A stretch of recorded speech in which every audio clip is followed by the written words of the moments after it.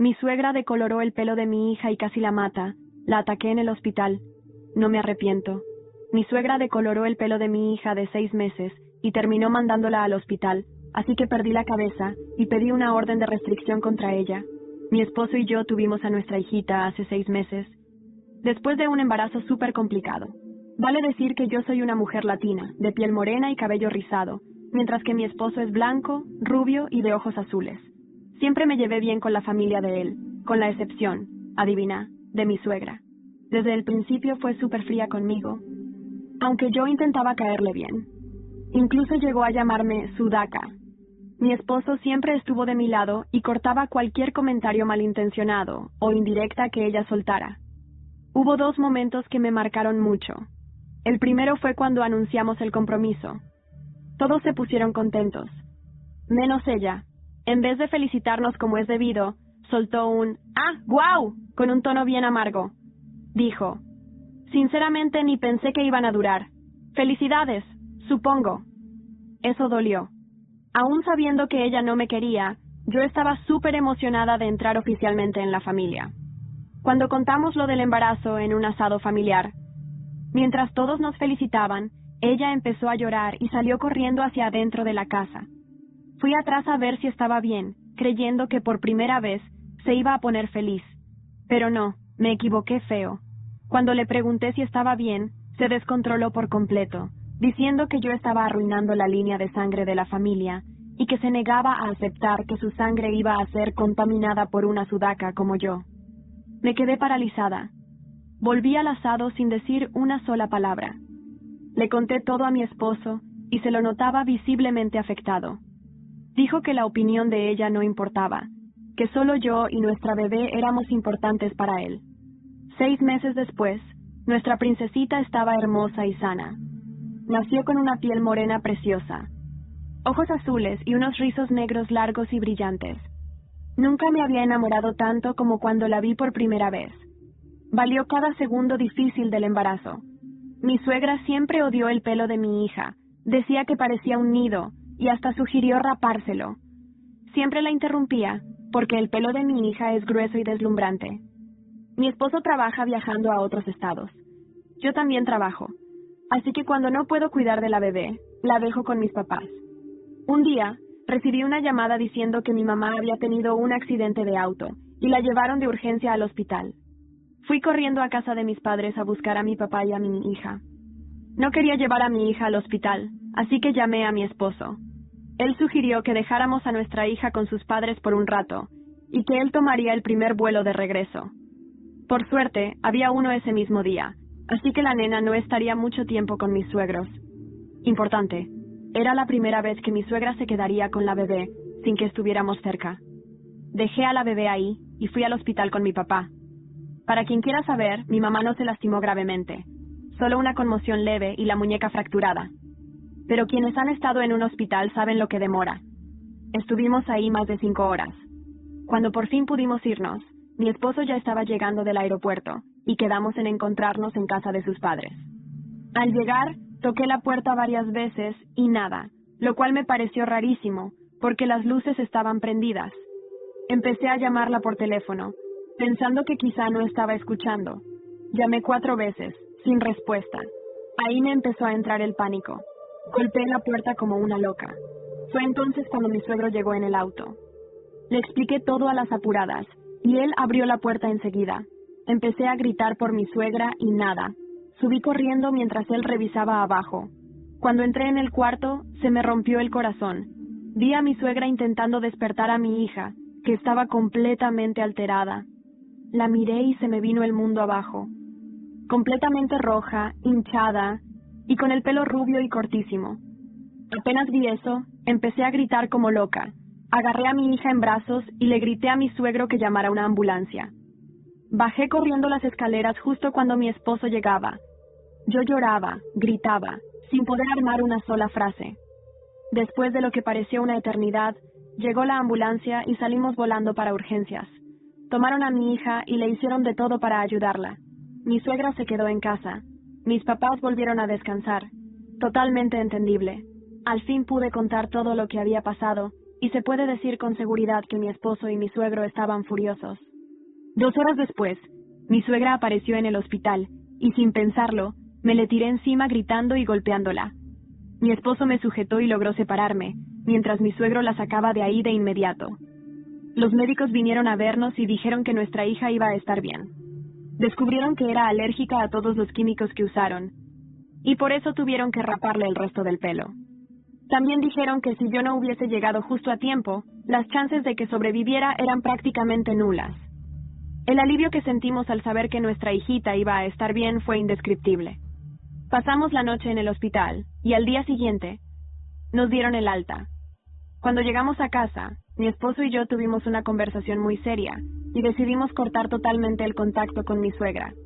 También tomé la decisión de dejar mi trabajo para cuidar de nuestra hija a tiempo completo, al menos hasta que empiece la escuela.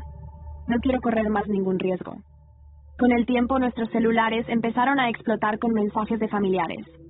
Algunos estuvieron de nuestro lado, pero muchos defendieron a mi suegra, diciendo que fui una idiota por haberla golpeado, que eso no iba a ayudar en nada a nuestra hija. Así que no nos quedó otra. Llevamos el caso a las redes sociales. Publicamos que cortábamos oficialmente todo contacto con mi suegra y que estábamos pidiendo una orden de restricción, y que cualquier persona que defendiera lo que ella hizo iba a ser bloqueada y eliminada de nuestra vida, sin dudarlo. Y vale agregar que mi suegro decidió pedirle el divorcio. Dijo que no podía ni mirarla a la cara después de lo que hizo. Al menos eso. Mi hija va a poder crecer con un abuelo paterno cerca, que la ama y la respeta de verdad. Yo pensé que lo peor ya había pasado, que después de ver a mi hija al borde de la muerte, hinchada, casi irreconocible y sin un solo rizo en su cabecita, el universo iba a darme una tregua. Pero no, era solo el inicio. Volvimos a casa desde el hospital de Zaragoza con una mezcla de alivio y rabia en el pecho.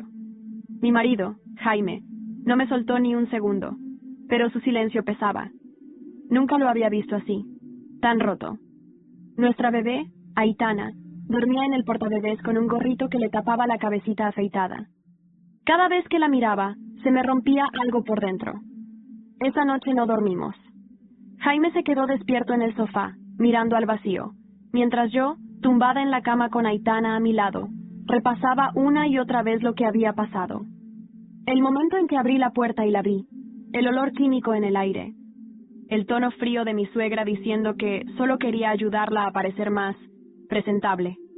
Al día siguiente, decidimos que no íbamos a permitir que esta historia quedara en silencio. Jaime llamó a un abogado amigo suyo, de Pamplona, que nos recomendó cómo iniciar el proceso de orden de alejamiento. Yo, por mi parte, no podía quedarme quieta. No puede salirse con la suya, le dije, con Aitana en brazos, mientras miraba los mensajes que me llegaban por WhatsApp. Tías, primos, incluso alguna excuñada, todos opinando. Algunos me apoyaban, otros, no tanto. ¿Pero era necesario pegarle? Leí en voz alta, sin poder evitar reírme con amargura. ¿Eso es lo que les preocupa? Jaime se acercó y me tomó la mano. Su voz tembló un poco. Van a intentar defenderla, lo sabes, decir que fue un accidente, que exageras. Lo sabía, y por eso no podía quedarme callada. Esa semana decidimos publicar nuestra versión. No con nombres, no con insultos, pero sí con toda la verdad. Un texto largo, crudo, en mi cuenta de Instagram. Conté lo que pasó.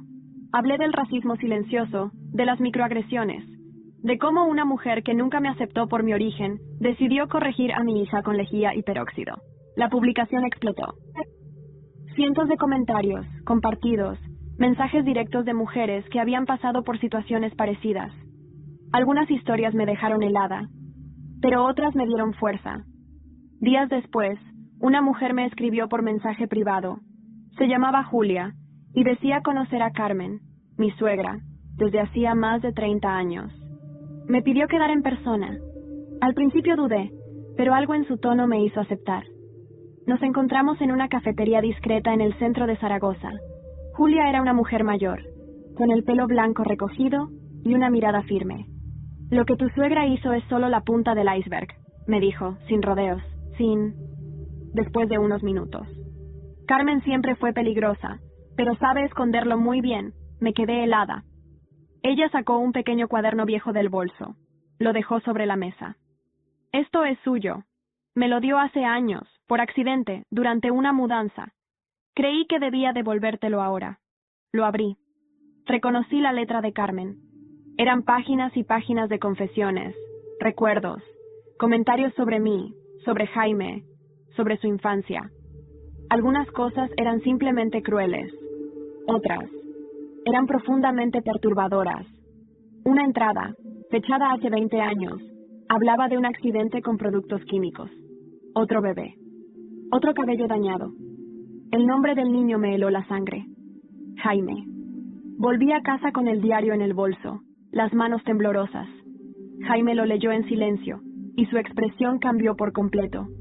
Por primera vez, vi en sus ojos algo más que dolor. Vi furia.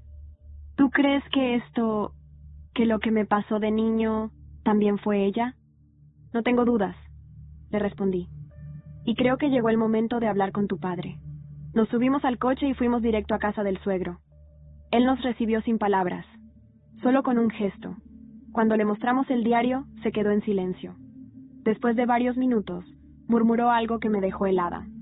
Yo también sospeché, pero nunca quise saber la verdad. Entonces, Jaime le preguntó: «Papá, ¿alguna vez pensaste que mamá no me quería de verdad?» Él no contestó, solo bajó la mirada. Y en ese silencio, todo se rompió. Esa misma noche, mientras me preparaba para dormir, sonó mi móvil. Era un número desconocido. Contesté con el corazón acelerado. Una voz de mujer, entrecortada, susurró: «Tienes que proteger a tu hija. Carmen no ha terminado». Me quedé en silencio con el teléfono pegado al oído, incluso después de que la llamada terminara. La voz era familiar, pero no lograba ubicarla. Esa frase, «Carmen no ha terminado», retumbaba en mi cabeza como una amenaza escrita con fuego. Miré a Aitana, dormida junto a mí, y sentí una mezcla de miedo y furia que me subió hasta la garganta. Desperté a Jaime.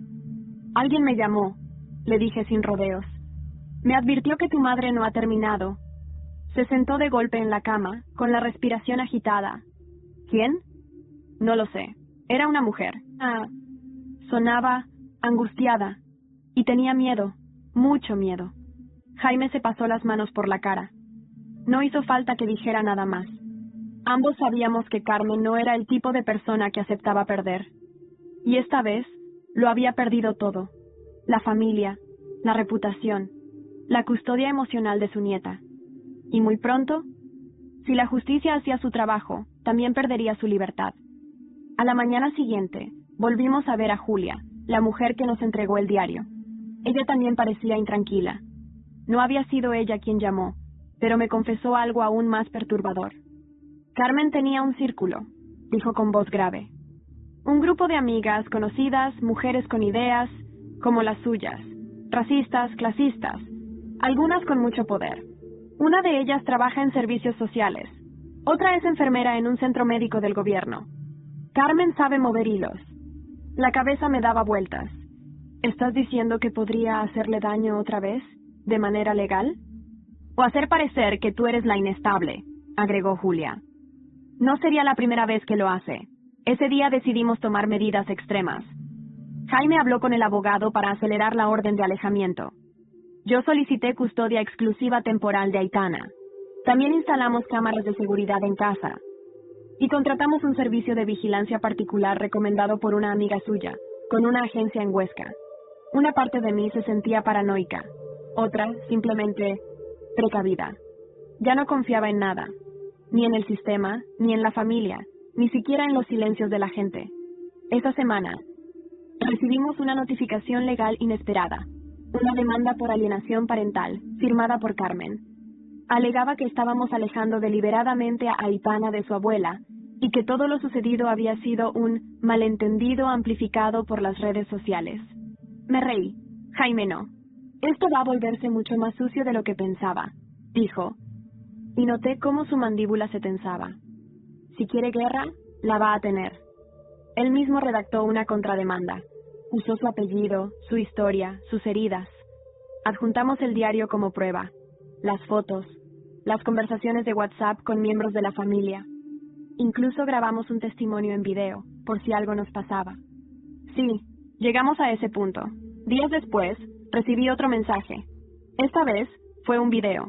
No tenía remitente. Lo abrí. Era Aitana, en brazos de Carmen. Se notaba que era de hace semanas, pero lo que me paralizó fue lo que se escuchaba al fondo. Una voz, probablemente de Carmen, diciendo: «Tú vas a hacer todo lo que tu madre nunca fue. Vas a tener el pelo bonito. Vas a hablar bien. Vas a ir a colegios decentes. No vas a ser como ella». Se me revolvió el estómago. Aitana lloraba en el video. Yo temblaba. «¿Quién grabó esto?», pregunté a Jaime, fuera de mí. «Eso no estaba en ninguna parte», respondió, igual de pálido que yo. «Llamamos a la policía. Ellos se llevaron el video y lo incluyeron como evidencia. Dijeron que lo más probable es que lo hubiera grabado una cámara escondida. Pero, ¿quién lo había enviado? ¿Y por qué justo ahora?». Unos días después, llegó una carta, escrita a mano, sin remitente otra vez. Solo decía: «Ella no actúa sola». Jaime y yo nos miramos. Entonces, alguien llamó a la puerta. Era el suegro. Su expresión estaba desencajada. «Tenéis que ver esto», dijo, extendiendo un sobre. «Acaba de llegar a mi casa. Es de Carmen, y no va solo para mí». Dentro del sobre había una fotografía vieja. Una mujer joven, morena, con rizos, muy parecida a mí, abrazada a un bebé. «Esa no es tu madre, ¿verdad?», pregunté en voz baja. Jaime negó lentamente. Nunca la había visto. Pero, ¿por qué Carmen tendría esta foto? Y ahí lo supe. Algo mucho más profundo y antiguo estaba enterrado en esa familia. Algo que Carmen no quería que descubriéramos. Cuando vi esa foto por segunda vez, con más atención, un escalofrío me recorrió la espalda. La mujer de la imagen tenía mis rasgos, la misma forma de los ojos, los mismos labios, incluso los pómulos marcados. Y ese bebé era Jaime. No había duda. Pero esa mujer no era Carmen. «¿Estás seguro de que nunca la viste?», pregunté otra vez, con la voz temblorosa. Jaime negó, sin apartar la mirada de la fotografía. Su padre, Francisco, también se quedó inmóvil, con el rostro lívido. «Esa mujer», susurró él, «no es tu madre». Levanté la cabeza de golpe. Francisco apenas podía hablar. Tragó saliva antes de continuar. «No es Carmen. Yo conocí a Carmen cuando Jaime ya tenía casi 1 año. Siempre dijo que había sido madre soltera, que el padre de Jaime la había abandonado. Nunca me cuestioné mucho. Me enamoré de los dos y acepté criar a Jaime como mío. Jaime parecía una estatua, pero sus ojos brillaban con una intensidad que nunca había visto en él. ¿Estás diciendo que mi madre me mintió toda la vida? ¿Que tú no eres mi padre biológico?» Francisco asintió lentamente, con la mirada hundida en el suelo. «Nunca tuve pruebas. Nunca quise hacerle daño, ni a ti, ni a mí mismo». El aire en la sala se volvió denso, irrespirable. Me aferré a la mano de Jaime, que parecía perdido en un mar de recuerdos falsos. «Entonces, ¿quién es esa mujer?», pregunté. «No lo sé», dijo Francisco. «Pero si Carmen la está usando ahora, después de todo este tiempo, significa que tiene miedo, que algo está por descubrirse». Nos miramos. El diario, las fotos, el video, la carta. Todo parecía parte de un rompecabezas perverso que Carmen había construido durante décadas. Una mentira estructurada, con capas y capas de secretos. Esa noche, mientras Aitana dormía, Jaime me pidió que lo dejara solo. Se encerró en el despacho con la fotografía y el diario. Yo me quedé en el salón, inquieta, escuchando los suaves ronquidos de mi hija desde el monitor del bebé. Me dormí en el sofá, y a las 3 de la madrugada me despertó el sonido de la impresora. Me acerqué. Jaime estaba pálido, con lágrimas en los ojos. Tenía en la mano un folio impreso. «La encontré», dijo con voz ronca. «Usé un programa de reconocimiento facial. Esa mujer se llama Teresa Menéndez. Fue asistente social en Teruel y murió hace 15 años en un accidente de coche. Y tiene un hermano vivo. Se llama Iván. Vive en Huesca». Jaime me miró fijamente. «Si ella es mi madre, necesito saber la verdad. Necesito conocer mi historia. Por mí, por Aitana. No quiero que mi hija crezca en una familia de secretos. Lo acompañé a Huesca. Nos llevó todo un día a encontrar a Iván.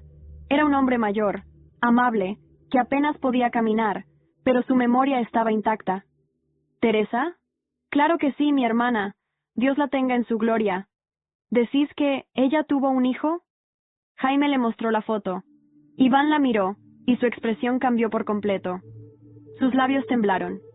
Ese niño es igualito al bebé que ella trajo a casa durante unos meses. Nunca dijo de quién era, solo que estaba a salvo por ahora. Luego, un día, desapareció. Nunca más habló del tema. Nos dejó entrar a su casa y trajo una caja de recuerdos, fotografías, documentos, una carta doblada, con tinta desgastada. Jaime la abrió con manos temblorosas. Si algo me pasa, cuida de él. Carmen sabe dónde estamos y no va a parar hasta tenerlo. Ella dice que es suyo, pero no lo es. No del todo, y no lo criará bien. Hay cosas que no entenderías, Iván. Cosas que vi en ella. Por favor, cuida de Jaime. Jaime se quedó en silencio. Yo no pude contener las lágrimas. Entonces, Carmen me robó, dijo, apenas en un susurro. Te arrebató, corregí yo, y ahora lo va a pagar. Al volver a Zaragoza nos esperaba una patrulla de policía frente a nuestra casa. Uno de los agentes se acercó con expresión grave. Señora Luque, señor Menéndez, necesitamos hablar con ustedes. ¿Qué pasa?, preguntó Jaime sin soltar mi mano. Han entrado en su casa, y creemos que ha sido alguien de confianza, pero eso no es lo peor. El agente hizo una pausa. Su hija no está. Mi mundo se detuvo. Me quedé paralizada, literalmente, como si el suelo se hubiese abierto bajo mis pies y yo cayese en un abismo sin fondo. La voz de la gente aún resonaba en mi cabeza, pero todo alrededor se volvió lejano, distorsionado, como si estuviera bajo el agua. ¿Qué ha dicho?, pregunté con la garganta cerrada. El policía repitió, más suave. Su hija no está. La cuna estaba vacía. No hay signos de violencia, pero la cerradura no fue forzada. Alguien entró con llave. Jaime me sujetó antes de que mis piernas fallaran por completo. Me sentí caer. Quise gritar, correr, romperlo todo. Pero no salía nada. Solo un vacío frío que me tragaba desde dentro. ¿Han buscado en toda la casa? ¿Las cámaras? Jaime estaba en shock, pero su voz seguía siendo firme. Agarró al policía por los brazos. ¿Y el sistema de vigilancia? Tenía que estar grabado. Las cámaras fueron desconectadas esta madrugada, exactamente a las 2:13 a.m., explicó el agente. Con una clave de administrador. Es decir, alguien que conocía el sistema. Carmen, escupí con rabia. Tiene que ser ella. Pero no tenía cómo probarlo aún. La única pista que teníamos era esa. Las cámaras apagadas y la puerta sin forzar. ¿Dónde está mi hija?, susurré, pero nadie podía responder. La policía empezó el protocolo de desaparición de menores. Llegaron más patrullas, una unidad de investigación, psicólogos, vecinos curiosos. Todo fue un torbellino. Nos hicieron preguntas una y otra vez. ¿Tenían enemigos? ¿Problemas familiares? ¿Alguien con acceso a llaves? Contestamos todo. Mencionamos a Carmen, entregamos los documentos, las denuncias, el diario, todo. Pero la ley es lenta, y Carmen era astuta. Necesitamos rastrear su ubicación, dije a Jaime, buscar en sus círculos, en su pasado, lo que sea. Y entonces, como un susurro de esperanza, recordé a Julia. Ella podría saber algo. La llamé. Su voz estaba entrecortada, nerviosa. Vi a Carmen hace 3 días. Se reunió con una mujer muy parecida a ti. Más joven, creo. Parecían hablar de algo importante, y no era la primera vez que se veían. ¿Dónde? En un café cerca del Hospital Miguel Servet. Carmen siempre se encuentra allí con ciertas personas que, digamos, no figuran en su agenda oficial. Fuimos hasta el café. Jaime tenía la foto de la mujer de la imagen antigua, la que posiblemente fuera su madre biológica. Preguntamos al camarero, a la encargada. Nadie parecía saber nada, hasta que una señora mayor, sentada sola, nos miró de reojo y dijo en voz baja, «Esa señora rubia venía a menudo. Y sí, estuvo aquí con una muchacha morena, una que traía a una niña de rizos. Se notaba que no quería estar ahí, Hablaban bajo, pero discutieron. La joven lloraba al salir. ¿Una mujer morena? ¿Con Aitana? ¿Quién? No podía ser Carmen. ¿Sería otra hija de Carmen? ¿Otra mujer manipulada por ella? Esa noche, al revisar las cámaras de la zona con ayuda de la policía, vimos el coche. Un Renault Clio rojo, matrícula parcialmente visible. Salía del parking subterráneo con Aitana en el asiento trasero. Pero lo más perturbador vino al detener un fotograma. Alguien bajaba la cabeza, tapada con una bufanda. Pero aún así, la reconocí. No era Carmen. Era mi prima, Marta. No la veía desde hacía más de un año. Se había alejado de la familia tras una pelea fea. Pero, ¿qué hacía ella con mi hija? No puede ser... susurré. ¿Quién es ella? Preguntó Jaime, girándose hacia mí. Es de mi sangre, dije en voz baja, con los labios apretados. Y ahora está del lado de Carmen. Jaime apretó los puños. Vamos a encontrarla. Y entonces sonó el móvil. Un mensaje de texto, sin remitente. La sangre llama, pero no siempre protege. Si queréis volver a verla, no habléis con la policía. Leí el mensaje al menos 5 veces, como si eso fuera a cambiar el significado. La sangre llama, pero no siempre protege. Era una amenaza velada. Una advertencia. Y una confirmación. Aitana estaba viva, pero en manos de alguien que creía tener un derecho sobre ella. Marta, dije en voz baja, aún incrédula. Marta es mi prima, pero Carmen siempre la trató como si fuera su propia hija. Después de que su madre murió, Carmen la acogió por un tiempo. Se obsesionó con ella. Jaime no decía nada. Solo caminaba de un lado a otro de la habitación, el rostro tenso, las manos cerradas en puños. Esto se ha salido de control, murmuró. No podemos seguir dependiendo solo de la policía. Y tenía razón. A partir de ese momento, tomamos el control de nuestra propia búsqueda. Jaime volvió a contactar a un amigo suyo de la universidad que ahora trabajaba como investigador privado en Madrid. Se llamaba Sergio y aceptó ayudarnos sin dudar. Lo primero que hizo fue rastrear el coche Renault Clio rojo visto en las cámaras. 3 horas más tarde, nos llamó con una dirección. Un piso antiguo en las afueras de Huesca. A las afueras del barrio de San Lorenzo.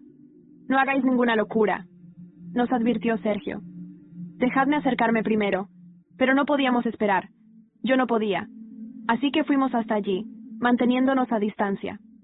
El edificio era viejo, con una fachada gris cubierta de enredaderas secas. Las ventanas estaban cerradas, y no había movimiento visible. Pero el coche estaba allí, aparcado justo delante. Está dentro, susurré. Siento que está ahí. Tenemos que tener cuidado, dijo Jaime conteniéndome. Si nos precipitamos, podrían llevarla a otro lugar. Sergio llegó minutos después, con su equipo. Mientras revisaban el edificio, una vecina mayor bajó con su perro y se detuvo al vernos. ¿Buscáis a la chica con la niña?, preguntó curiosa.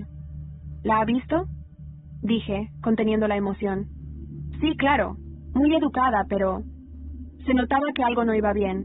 La niña lloraba mucho, a veces en mitad de la noche. La chica salía a escondidas por la parte trasera. Ayer por la noche se fue. Tenía una maleta y... un sobre grande. ¿Se fue?, preguntó Jaime, con el alma rota. Sí, y dejó la puerta entreabierta. Parecía nerviosa. Entramos. El piso estaba vacío. La cuna improvisada, los biberones, una mochila de Aitana, todo abandonado. Pero lo que más me golpeó fue un dibujo en una hoja doblada. Un corazón roto, con 2 nombres escritos. Aitana y mamá. Caí de rodillas. Jaime me sostuvo. Sergio encontró una nota pegada en la nevera. Escrito a mano, reconocí la letra de Marta. No quería hacerte daño.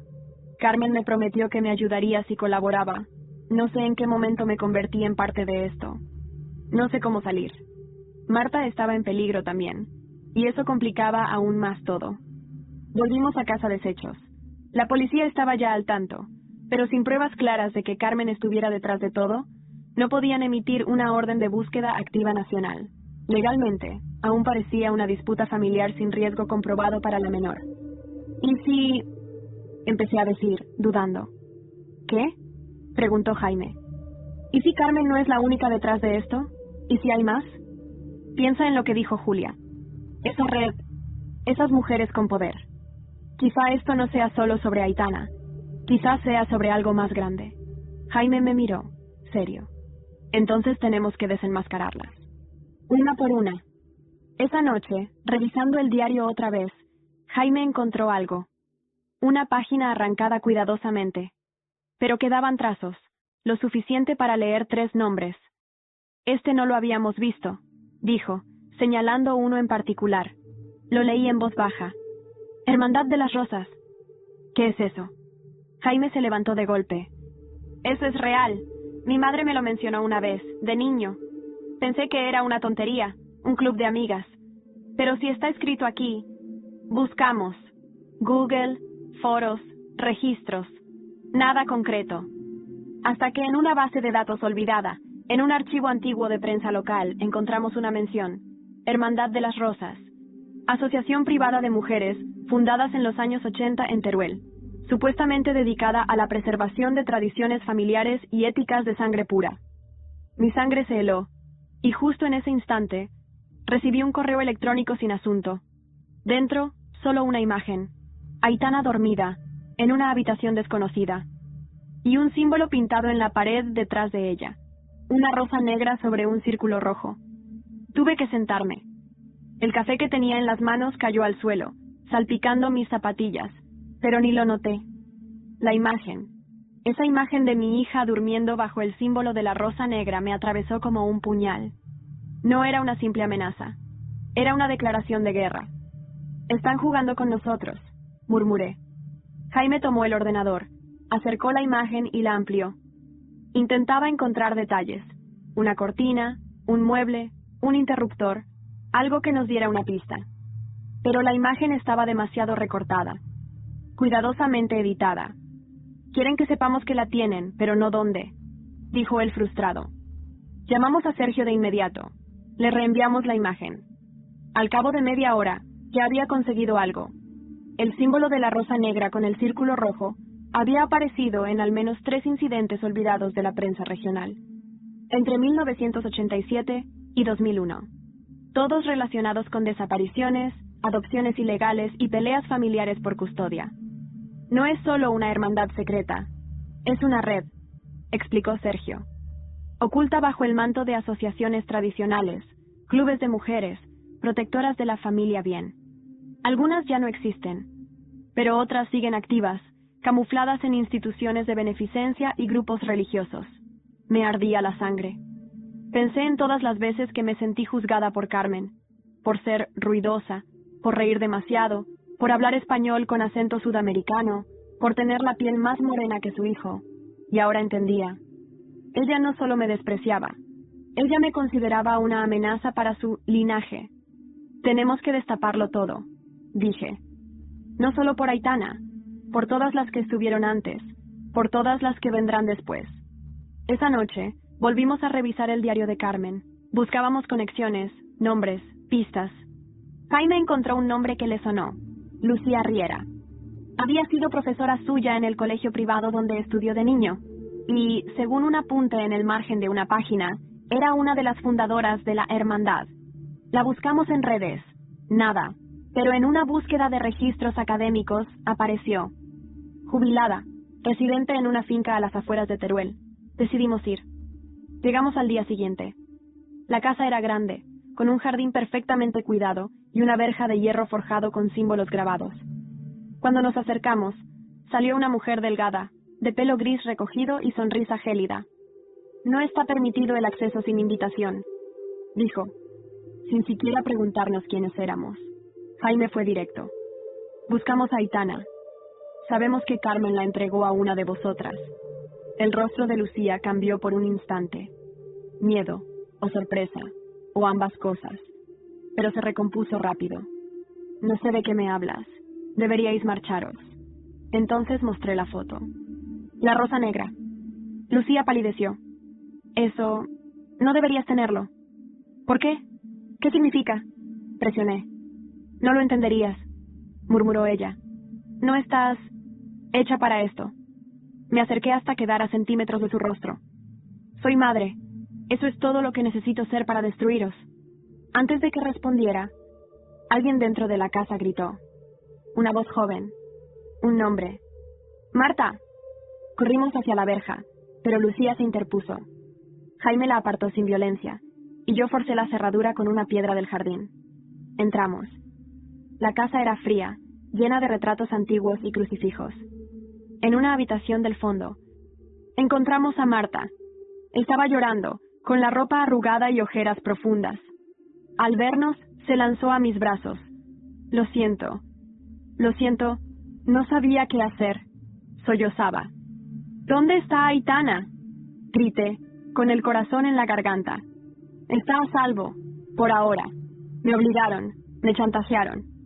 Carmen me dijo que si no cooperaba, revelaría algo horrible sobre mi madre, algo que... no sé si es verdad. La sacamos de allí. No sin esfuerzo. Lucía gritaba desde la puerta prometiendo consecuencias, pero ya no nos importaba. En casa, Marta habló. Durante horas, nos contó cómo Carmen la manipuló desde adolescente, cómo le enseñó ideas retorcidas sobre pureza y legado, cómo la hermandad tenía listas de mujeres deseables para criar a los hijos correctos, cómo Aitana había sido seleccionada como una especie de experimento. Jaime se quedó sin palabras. Yo solo podía pensar en una cosa. ¿Dónde está? Marta me miró a los ojos. La llevaron a un lugar en el Pirineo, y no me siento un monasterio abandonado que usan como centro de reunión, pero solo las fundadoras conocen el acceso real. Entonces Sergio entró corriendo con el móvil en la mano. Tenemos algo. Acaba de filtrarse una grabación de Carmen, hablando con una mujer del patronato de adopciones. Está implicando a jueces, médicos, y menciona un nombre clave. Proyecto Herencia. Abrí los ojos. Lo que estaba en juego ya no era solo nuestra hija. Era algo mucho más oscuro. Proyecto Herencia. 2 palabras que no entendía del todo, pero que se instalaron en mi cabeza como un martillo golpeando sin parar. Las repitió Sergio, con los ojos clavados en la pantalla de su portátil, como si acabara de abrir la puerta a un infierno bien decorado. No es solo una secta de mujeres nostálgicas del franquismo, dijo con la voz cargada de tensión. Es una red, judicial, médica, educativa, y la están investigando desde hace meses en secreto. Sí. Lo que tenemos podría ser la pieza que faltaba. Yo apenas podía procesarlo. Seguía viendo la imagen de Aitana, dormida bajo aquel símbolo macabro. Pero ahora, con cada palabra, con cada dato nuevo, comprendía que lo que le habían hecho a mi hija no era solo una muestra de racismo. Era una maldita ingeniería social. Jaime se acercó a la pantalla. El vídeo filtrado mostraba a Carmen hablando por teléfono con alguien a quien llamaba Doctora Salas. La conversación estaba llena de frases en clave, pero había cosas claras. La mezcla no resultó como esperábamos. El cabello ha sido un problema constante, pero mantiene los ojos. Eso es positivo. Tiene potencial si se reeduca desde temprano. Me mareé. Me tuve que sentar. ¿Están hablando de Aitana como si fuera un experimento? Sergio asintió. Marta, aún con los ojos rojos de tanto llorar, apretó mis manos. Eso es lo que es el proyecto Herencia. Usan niños como ella para ver hasta qué punto se puede corregir el mestizaje. Buscan mantener el linaje, pero limpiarlo, moldearlo. Es monstruoso. Las piernas me temblaban. Jaime, sin decir una palabra, cogió su chaqueta. Voy a la policía. No importa si no quieren actuar. Vamos a llevar esto a la televisión, a las redes, donde sea. Vamos a quemar todo esto. Lo detuve. Primero tenemos que encontrarla. Luego, hacemos arder el mundo. Volvimos a hablar con Julia. Le mostramos el vídeo. Ella palideció. Doctora Salas. Sí, la conocí hace años. Trabajaba en una clínica privada de fertilidad en Zaragoza, pero desapareció tras una denuncia. Creo que alguien la estaba encubriendo. Sergio investigó. Encontró una dirección vinculada a la doctora en un viejo contrato de alquiler en Canfranc, en los Pirineos. Era una propiedad rural, aislada, cerca de un antiguo monasterio abandonado. Podría ser ahí, dijo. Las coincidencias son demasiadas. Era todo lo que necesitábamos. Esa misma noche, partimos hacia Canfranc. Llevamos a Marta con nosotros. Quería redimirse. Quería recuperar algo de lo que le habían robado, su conciencia. El camino fue largo, tenso. Atravesamos carreteras serpenteantes bajo una lluvia fría que parecía acompañar el horror que llevábamos encima. Al llegar, la niebla cubría la zona. El monasterio estaba oculto entre árboles. Parecía sacado de una película de terror. Muros de piedra húmeda, ventanas rotas, una campana oxidada colgando torcida. Pero había luz dentro. Y movimiento. Nos acercamos en silencio. Sergio llevaba una pequeña cámara oculta. Nos colocamos detrás de un muro. Espiando. Dentro, vimos a 3 mujeres. Una era Carmen. La otra era la doctora Salas. Y entre ellas, Aitana. Estaba sentada en una especie de sala de juegos improvisada, con otras 2 niñas. Lucía confusa, pero tranquila. Al verla, mis piernas se movieron solas. Jaime me sujetó. Aún no, tenemos que asegurarnos de que esté bien. Y que no huyan con ella. Sergio grababa todo. Marta, escondida, no podía dejar de llorar. Están haciendo una especie de evaluación, dijo en voz baja. Las observan, las clasifican, como si fueran productos. Yo no podía más. Tenemos que entrar ya. Y justo cuando íbamos a movernos, la puerta trasera del monasterio se abrió.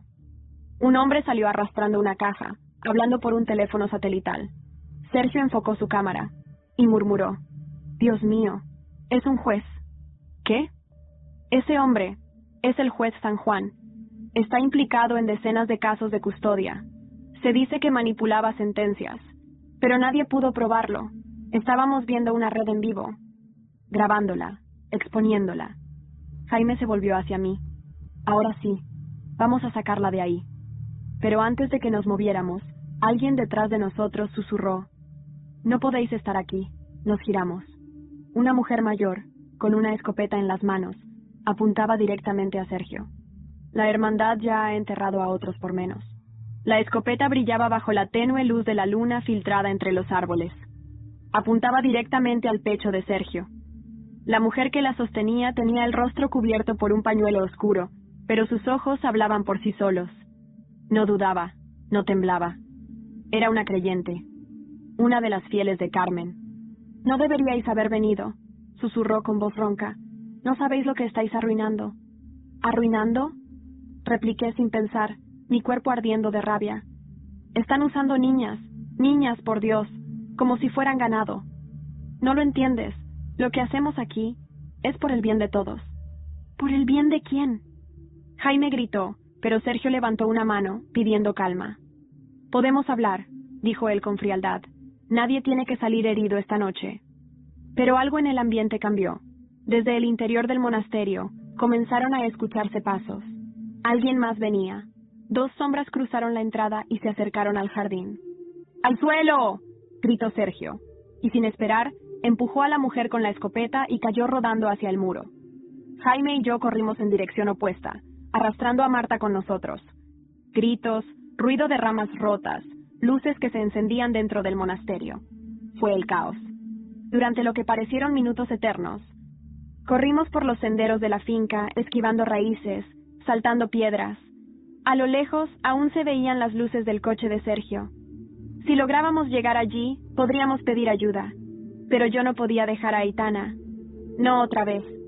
¡Voy a entrar!, grité a Jaime mientras frenábamos detrás de un muro bajo.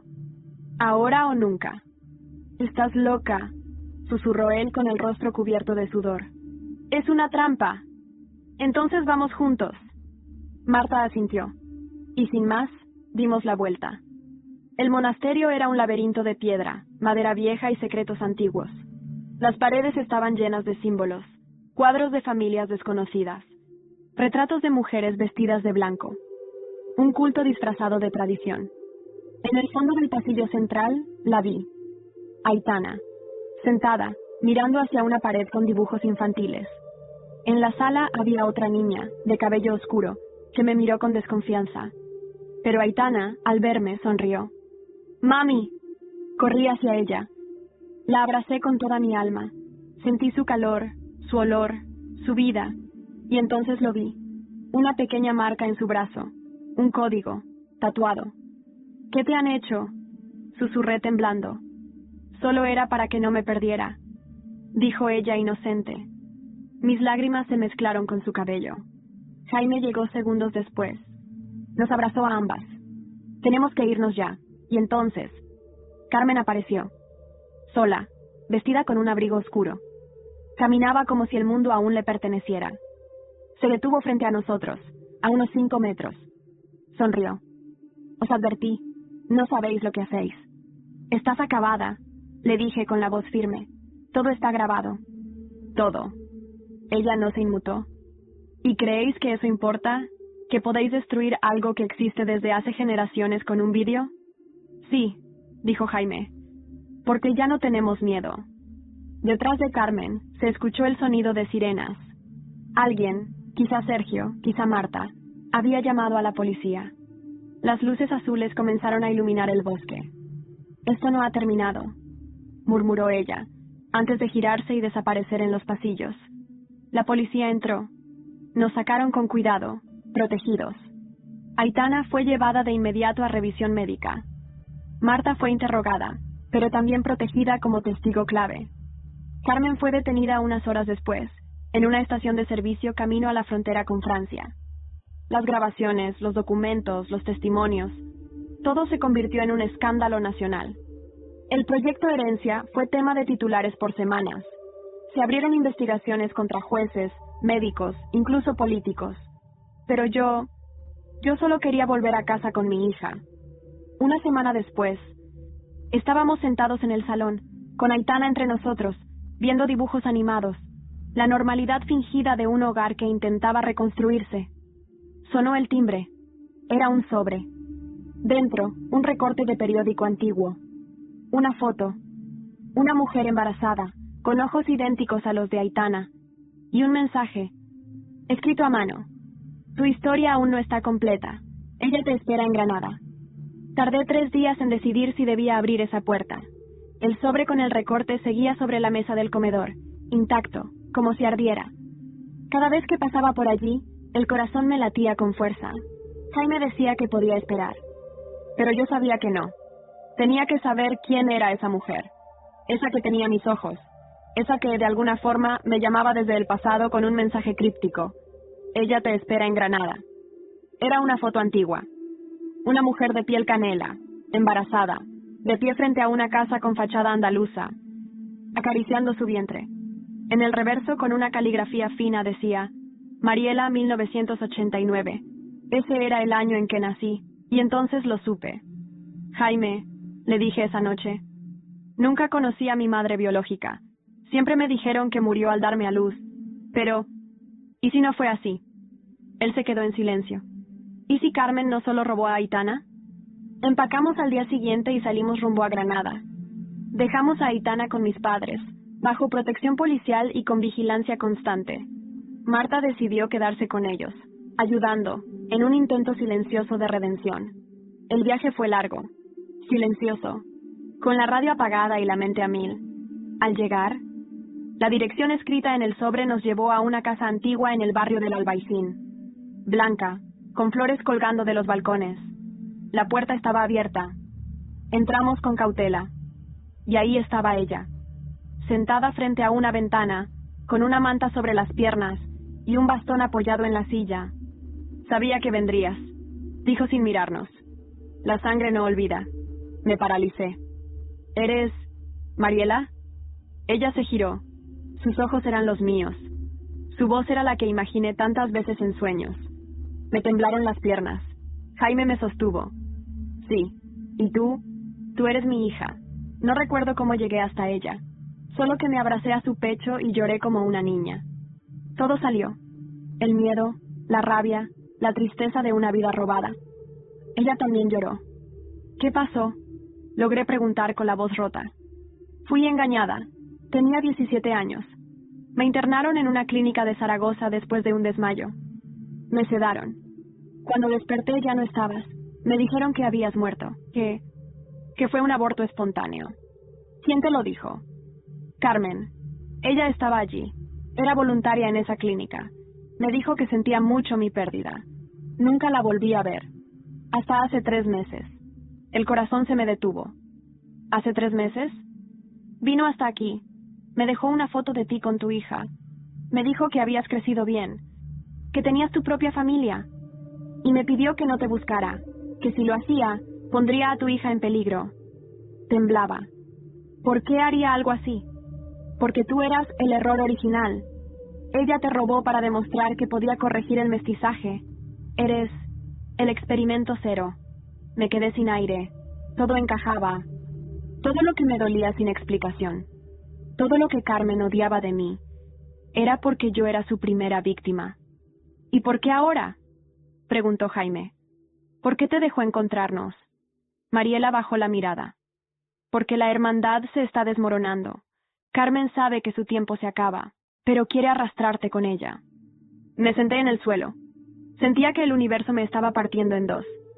¿Y tú? ¿Qué harás ahora? Recuperar lo que me quitaron. Si me dejas, quiero conocerte. A ti, a mi nieta. No tengo rencor. Solo vacío. Asentí. La abracé de nuevo. Esa noche dormimos allí. Por primera vez en mucho tiempo, sentí algo parecido a paz. Pero al amanecer, recibí una notificación del juzgado. Carmen había pedido un careo legal. Quería vernos. A mí y a Aitana. Y lo peor era que la ley le permitía hacerlo. No dormí esa noche. Cada vez que cerraba los ojos, la imagen de Carmen me volvía a la mente. Esa sonrisa. Esa forma de caminar como si el mundo entero le debiera obediencia. Ahora exigía su derecho a ver a Aitana, como si después de todo lo que había hecho, aún pudiera usar las leyes, las mismas que manipuló, para seguir controlándonos. ¿Y si va a la prensa?, preguntó Jaime, con el rostro cansado. Si logra convertir esto en un juego mediático, entonces la enfrentaremos. No vamos a escondernos más, respondí, sintiéndome más fuerte que nunca. El juzgado de familia de Zaragoza confirmó que el careo podía realizarse si ambas partes lo aceptaban. Yo tenía la opción de negarme, pero decidí que no. Quiero mirarla a los ojos una última vez. Quiero que me vea y sepa que perdió. 3 días después llegamos al juzgado. La seguridad era estricta. Aitana no estaba con nosotros. Permanecía en custodia de protección, bajo orden directa del juez que ahora encabezaba el caso. Esta vez, un juez limpio, joven, que había sido nombrado para revisar todos los expedientes de adopciones y custodias vinculadas al proyecto Herencia. Entramos a la sala. Carmen ya estaba allí, esposada, pero erguida, como si aún dirigiera un consejo de dirección. Me miró. Sonrió con esos labios tensos. «Has crecido bien», dijo. «A pesar de todo». No respondí. «¿Sabes por qué te elegí? Porque tenías algo que no podía dejar que se perdiera. Tenías fuerza. Tenías potencial, pero no sabías controlarlo». Jaime se levantó. «No tienes derecho a hablar de ella como si fuera tu creación. Tú no sabes nada, hijo. Nunca supiste quién eras realmente. Ni siquiera eres mío». Se burló, con los ojos fríos. El juez la interrumpió. «Este no es el espacio para acusaciones personales. Señora Carmen Varela, usted está aquí bajo investigación por múltiples delitos, incluyendo secuestro, manipulación genética, fraude institucional, abuso de menores y asociación ilícita. El tribunal le otorga esta única oportunidad de declarar su versión. ¿Desea hacerlo?». Carmen se quedó en silencio un segundo. Luego se rió. «Todo lo que hice fue por España». «Basta», grité. «No hiciste nada por nadie, solo por ti, por tu ego enfermo. Nos usaste. A mí, a Jaime, a Marta, a mi madre, y casi matas a mi hija. Pero no ganaste». El juez asintió. Dio por cerrada la sesión preliminar. Carmen fue retirada de la sala sin mirar atrás. Ni una sola disculpa, ni un gesto de humanidad. Esa misma tarde, recibimos la noticia. Carmen Varela sería juzgada por crímenes de lesa humanidad, bajo una ley que raramente se aplicaba, pero que en este caso se activó gracias a las pruebas recogidas. El escándalo se volvió internacional. Lucía Riera fue detenida. La doctora Salas también. Otras 5 mujeres vinculadas al proyecto Herencia fueron arrestadas. El juez San Juan fue destituido y procesado. Se abrieron más de 50 casos de revisión de custodia. Y nosotros empezamos a reconstruir. Mariela se mudó con nosotros. Aitana la adoraba desde el primer momento. Decía que olía a canela y cuentos. Cada noche, ella le contaba historias que había guardado para su hija perdida. Ahora, para su nieta. Marta se unió a una ONG que ayuda a mujeres víctimas de manipulación sectaria. Encontró su voz y su propósito. Jaime y yo decidimos casarnos de nuevo. Una ceremonia pequeña. En la playa de Cádiz, con solo quienes realmente importaban. Y Aitana volvió a sonreír. Sus rizos empezaron a crecer otra vez, y cada uno de ellos era una victoria. Pasó un año. Hoy estoy sentada frente al mar, escribiendo todo esto con ella en mi regazo. No para volver al pasado, sino para dejar constancia. Para que ninguna otra madre, ninguna otra niña, vuelva a ser tratada como una pieza de ajedrez. Porque sobrevivimos, y ahora florecemos.